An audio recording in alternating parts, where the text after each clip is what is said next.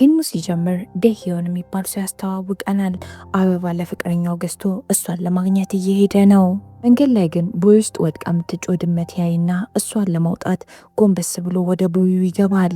በዚህ መሃል የለበሰው የሚያምር ነጭ ሱፍ ይቆሽሽበታል። ድመቷን ካወጣት በኋላ የቀጠሮ ሰዓቱ ስለረፈደበት እዛው አካባቢ ላሉ ተማሪዎች ድመቷን ይሰጥና መሮጥ ይጀምራል።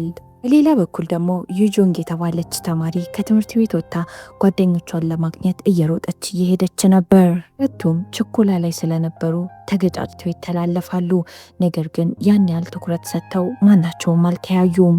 ዩጆንግ ከጓደኞቿ ጋር አንድ ላይ እየሄደች እያለ ካፌ ውስጥ አንድ በጣም ቆንጅዬ ሰው ትመለከታለች። እናም የሚገርመው ነገር ዩጆንግ እንደዚህ ወድ አስተፈጥበት የነበረው ሰው ዴህዮን ነው።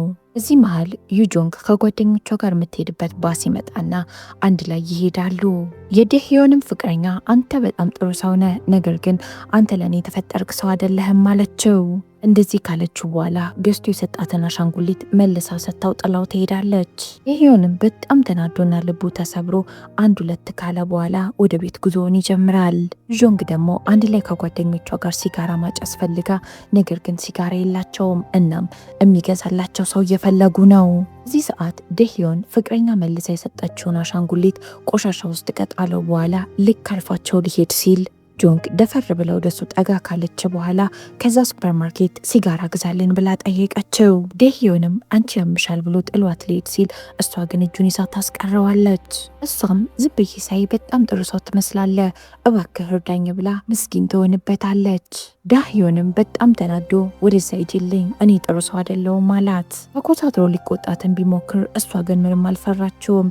እባክህ እያለች እንዲገዛላት ልታስማማው ትሞክራለች።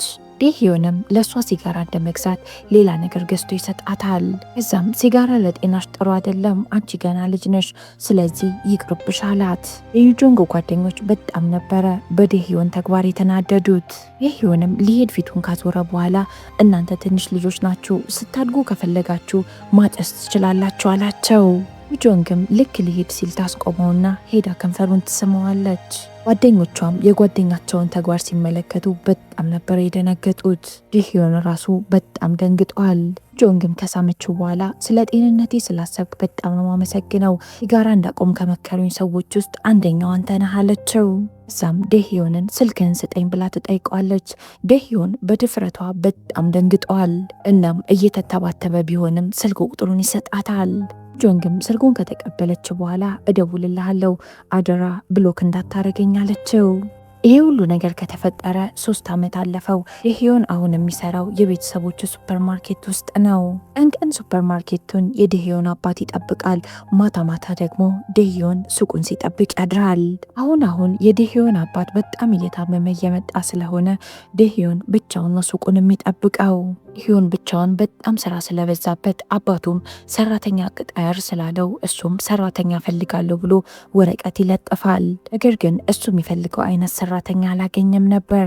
በዚህ መሃል ዩጆንግ ስራውን ፍለጋ ወደ ሱፐርማርኬቱ ትመጣለች። መጀመሪያ ዴህዮን እንዳያት አላወቃትም ነበር። ትንሽ ቆይቶ ግን አስታወሳት። ከ3 ዓመት በፊት ሲጋራ ግዛልኝ ያለችው ልጅ ናት። ዩጆንግም በጣም ይደነግጥና እሷ ያላወቀችው ስለመሰለው ምንም ነገር ሊያስታውሳት አልፈለገም። ዳህዮን ሊቀጥራት አልፈለገም፣ ምክንያቱም ጥሩ ልጅ ናት ብሎ አላሰበም ነበር። እሷን ላለመቅጠር በጣም ብዙ ምክንያቶች ቢፈልግም የትኞቹ ምክንያቶች ለእሷ አሳማኝ ሆኖ አልተገኘም ነበር። ዳህዮን በጣም ደክሞት ስለነበር እንቅልፍ እያለው ነው። ዩጆንግም ይዛ የመጣችውን ሻይ ቀርታ እንካ ይህንን ጠጣ ብላ ሰጠችው።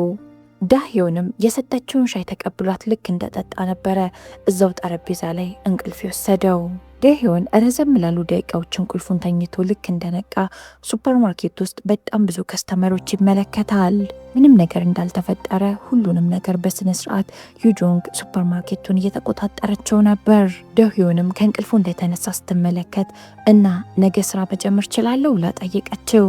እሱም ሌሎች ሰራተኞችን ኢንተርቪው ላድርግና ሰኔን ነገ አሳውቅሻለሁ አላት። ዩጆንግ እያለቀሰች እኔ ለስራው ትክክለኛው ሰው ነኝ ብላ ትለምነዋለች። እሱም በስተመጨረሻ የሚወሰንና ይቀጥራታል። ነገር ግን አንድ ስህተት ባገኝብሽ አባርሻለሁ ብሎ አስጠንቅቋታል። የሚቀጥለው ቀን ስትመጣ ዴህዮን ዩጆንግን ከእናቱ ጋር ያስተዋውቃታል። አዲሷ ሰራተኛችን ናት አላት። እዛም በኋላ ደህዮን ለዩጆንግ ስራው እንዴት እንደሚሰራ ሊያሳያት ይሞክራል። እሷ ግን በጣም ቀልጣፋና ፈጣን ነበረች። ያህዮንም ፈጣንና ቀልጣፋነቷን ሲመለከት ከዚህ በፊት ሱፐርማርኬት ውስጥ ሰርተሻል ብሎ ጠየቃት። እሷም አዎ የተወሰነ ጊዜ ሱፐርማርኬት ውስጥ ሰርቻለሁ ትለዋለች። እሱም እንደዛ ከሆነ ስለ ሲጋራ ብራንዶች በጣም ብዙ ታውቂያለሻ ብሎ ይጠይቃታል። እሷ ምን ለማለት ፈልገ ነው ብላ አስጠይቀው እሱ ደግሞ በአሁን ጊዜ በጣም የሚሸጠው ሲጋራ ነው ብዬ ነው ይላታል። እሷም አላቅም ሲጋራ ጭሼ ስለማላቅ ያን ያለ ኤክስፒሪየንስ የለኝም አለችው። እንደዚህ ስትለው ደህዮን መሳቅ ይጀምራል። ምክንያቱም ከ3 ዓመት በፊት ዩጆንግ ራሷ ደህዮንን ሲጋራ ካልገዛህልኝ ብላ መንገድ ላይ ስታስቸግረው ነበር። አሁን ደግሞ እየዋሸችው ነው። ደህዮንም ሱፐርማርኬቱን ለዩጆንግ ጥሎላት ፍቅረኛውን ሊያገኛት ሄደ። ስሟ ዮንጂ ይባላል። ደህዮንም ፍቅረኛውን ካገኛት በኋላ አንድ ላይ ምሳ እንብላ ብሎ ጠየቃት። ዮንጂም ከስራ ባልደረቦቼ ጋር አንድ ላይ ምሳ ልበላ ነው አለችው። እናም ምሽት ላይ እዚህ ሆቴል እንገናኝ ብላ ትቀጥረውና ጥላው ትሄዳለች። ምሽት ላይ ዩጆንግ ወደ ስራ ስትመጣ ደህዮን እየጠበቃት ነበር። እዛም የተቀባው ሽቶ ይሸታትና እኔ ለማማለል ነው አደል ሽቶ የተቀባው ብላ በፈጣጣው ትጠይቀዋለች። ደህዮንም ይስቅባትና ፍቅረኛ ላገኝ እየሄድኩ ነው ለዛ ነው ሽቶ የተቀባውት አላት። ጆንግም ይሄንን ስትሰማ በጣም ትደነግጥና ፍቅረኛ አለህ አለችው። ደህዮንም አዎ ምን ማለትሽ ነው ፍቅረኛ አለችኝ ቀናሽ እንዴ ብሎ ይጠይቃታል። እሷም አልቀናውም ነገር ግን ለፍቅረኛ በጣም ያዘንኩላት አለችው። ደህዮንም ለምንድን ያዘንሽላት ብሎ ይጠይቃታል። ጆንግም ከዚህ በኋላ እኔን በየቀኑ ነው የምታየኝ አለችው። እዚህ መሃል አንድ ቀን አይቀርልህም አንተም ከኔ ፍቅር ይዛሃል ትለዋለች። እናም ለፍቅረኛ ህማዝንላት ለዛ ነው ትለዋለች። ደህዮንም ዩጆንግ በተናገረችው ንግግር በጣም ይደነግጥና ይመስለኛል የጤና ሁኔታሽ ትክክል አይደለም አላት። እዛም ሱፐርማርኬቱን አደራ ይላትና ጥሏት ፍቅረኛውን ለማግኘት ሄደ።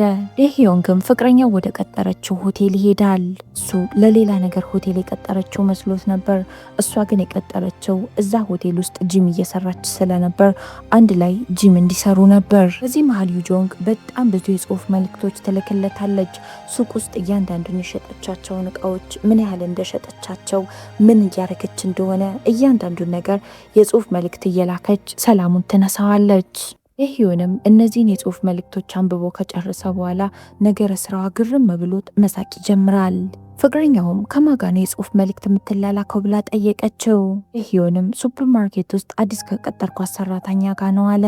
በዚህ መሃል የደህዮን ጓደኛ ይደውልለትና ዩጆንግ ሱፐርማርኬቱን ጥላ ከጓደኞቿ ጋር እየጠጣች ነው ብሎ ነገረው። ይህንን ሲሰማ ደህዮን ዮንግጁ ጋር ይሄድና ወደ ስራ ቦታ መመለስ አለብኝ ሰራተኛዋ ጥፋት አጥፍታለች አላት። እዚህ ካለ በኋላ ፈጥኖ እየሮጠ ወደ ሱፐርማርኬቱ ይመለሳል። ደህዮን ልክ ሱፐርማርኬት ሲደርስ ዩጆንግ ከጓደኞቿ ጋር ሱፐርማርኬቱ በር ላይ ቁጭ ብላ እየጠጣች ነበር። ደህዮን በጣም ተናዶ ዛሬም አለቃትም ብሎ ሊቆጣት ወደ እሷ ጠጋ ይላል። ዩጆንግም ልክ እንዳየችው ተመልሰ እንዴት ቶሎ መጣ ናፍኩ ትለዋለች። ደህዮን በጣም ተናዶ አንቺ ትቀልጃለሽ ከዚህ በኋላ ምንም ስራ አለኝ እንዳትይ አላት። ጆንግም ትንሽ ሞቅ ብሏት ስለነበረ ደህዮንን ጎተት እያደረገች ከጓደኞቿ ጋር አስተዋወቀችው። እሷም ብዙ ጠጥታ ስለነበረ እዛው እሷ አጠገብ ትንሽ እንቅልፍ ሻለብ ያረጋታል። ደህዮንም በእሷና በጓደኞቿ በጣም ተናዶባቸው ለምንድን ነው የምትሰራበት ቦታ ድረስ መታችሁ ከስራዋ የምታስተጋጉላት ብሎ ጓደኞቿ ላይ ይጮሃል። ጓደኞቿም ቁጭ በል እንነግርሃለን መጀመሪያ ጠጣ ብለው ለሱም መጠጥ ቀዱለት። በዚህ መሃል የዲዮን ፍቅረኛ የሆነ ነገር ተፈጥሯል ብላ እሱን ለማየት ስትመጣ እሱ ግን ከሴቶች መሃል ቁጭ ብሎ አልኮል እየጠጣ ትመለከተዋለች። እናም በጣም ተናዳ ከነዚህ ሴቶች ጋር ልትዝናና ነው እንደዛ ቸኩለ ጥለኸኝ ሄድከው አለች። የዩጆንግ ጓደኞች በዚህ መሃል አንድ ሚስጥር ለደህዮን ይነግሩታል። ደህዮንም በጣም ነበር የደነገጠው። እሱም የተወሰነ ከጠጣ በኋላ እዛው ጠረጴዛ ላይ እንቅልፍ ወሰደው። ዩጆንግ ከተኛችበት ስትነቃ ደህዮን ተኝቶ ትመለከተዋለች። ልትቀሰቅሰው ስትሞክር ምንም አልነሳም አላት። ጓደኞቿም ለምን እዚህ ሱፐርማርኬት ልትሰሪ እንደመጣሽ እውነቱን ነግረነዋል ይሏታል። የዚህ ፊልም የመጀመሪያ ክፍል እዚህ ላይ ያበቃል። በርከት ያለ ሰው ክፍል 2 ብሎ ኮሜንት ላይ ከጻፈ የዚህን ፊልም ክፍል 2 ይዤላችሁ እመጣለሁ።